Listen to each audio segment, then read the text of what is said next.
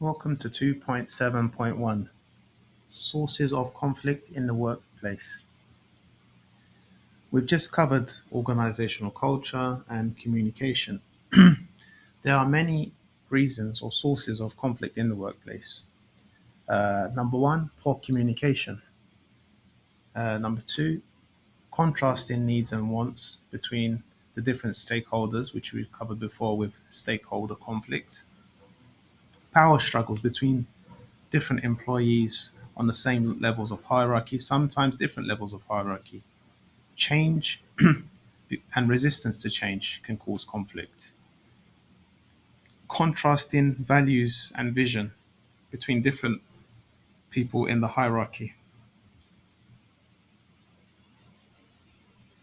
In addition, personality clashes. People just have different personalities and they don't get on. Unrealistic targets and expectations. Unmanageable workloads, giving them an impossible, or as we say, workers here, an impossible task. So definitely that can increase the stress and cause conflict because they have so much load. Unhealthy internal competition, where you've got two different departments, you're pushing them, but yet you want them to both succeed, but they're being pushed in a way that their rivalry causes them to have conflict and pay disputes as well.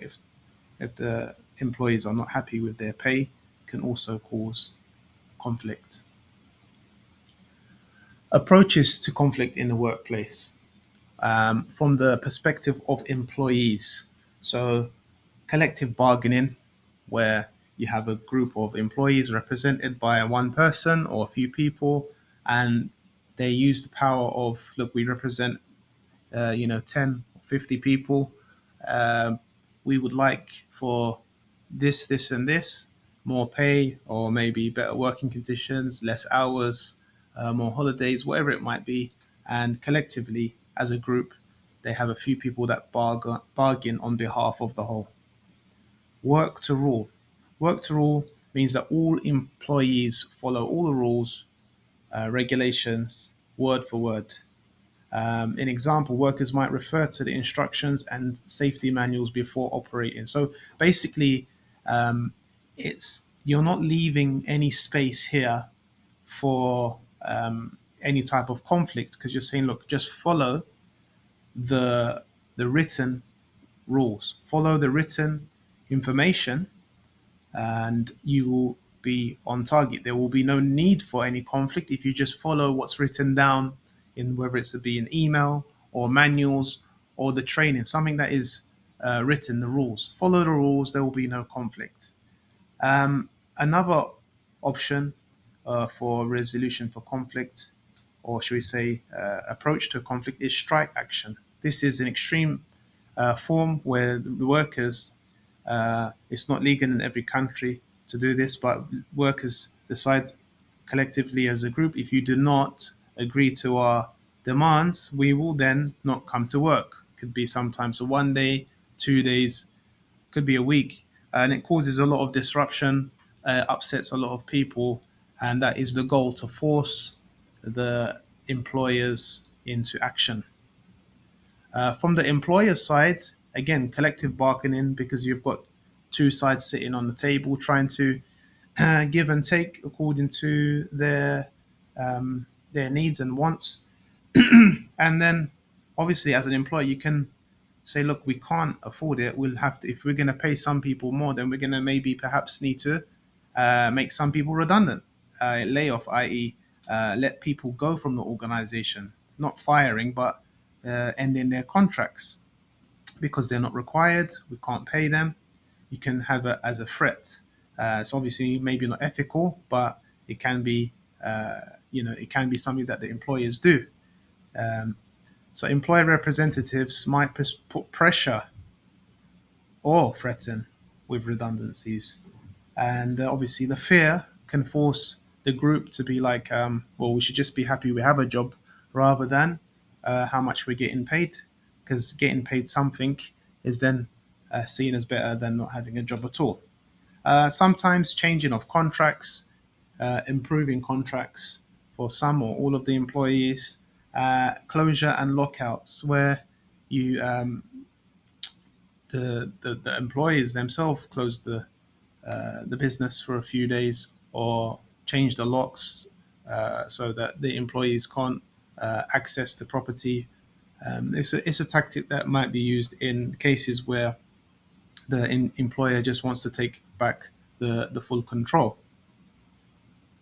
We'll go into a bit more detail here. So changes of contracts, which we've mentioned, is changing the terms and conditions in order to look at the the different ways to make both the employer happy if performance is met, and also the employee by receiving the benefits they feel they should have. And this closure of the business is obviously it's an extreme measure taken by the employer, but it will only be done as a last resort when dealing with industrial disputes, because closure creates hostility between employers. By not being able to work, employers may also be deprived of their pay because the business is closed. So it's an extreme measure from the sides of the employer say, well, we're not going to pay you because the business is closed. So it's basically, fighting fire with fire in that sense. Similarly, a lockout can occur when employers shut out their employees. Lockouts locks may be changed in order to prevent employers from entering, like it's earlier mentioned. Now, conflict resolution. All right, we know about all the different ways that we can have conflict, and this is a repeat of before, where when we spoke about stakeholder conflict resolution. We have conciliation and arbitration, employee participation, and industrial democracy, no strike agreement, and single union agreement.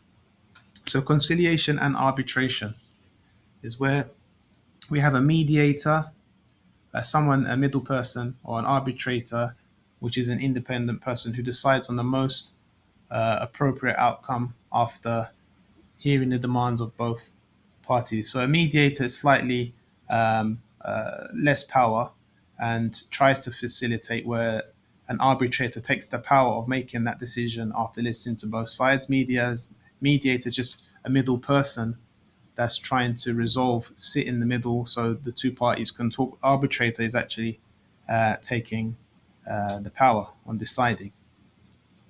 Employee participation and industrial democracy, where you have employees participating in the decisions to go forward, sitting there with the employees so they feel that they're part of the solution. No strike agreement. You make an agreement, like it says, for employees, they promise not to strike if such an agreement is made. Obviously, this involves some type of concession from the employer giving up something or giving the employee something to agree to this in countries where it's legal. Single union agreement. A single union agreement describes the arrangement whereby employer's representative conducts negotiations with one main trade union rather than several. A trade union is where you have, just in summary, because we don't have it here in Saudi, you have a trade union is where you have a group of people, let's just say a group of teachers. Uh, they are represented by company A, which is a union of teachers, but there isn't just one union. Normally in countries they have like three or four teachers unions, or four, depending on which country it is. They have bigger ones, smaller ones. But here, a company just wants to agree and deal with just one union instead of four or five organizations because it's less people to deal with. When they're trying, this union represents a whole group of people, like teachers, or for example, people that work for the for restaurant industry or wherever it is. That's how it works because they use this power in order to negotiate.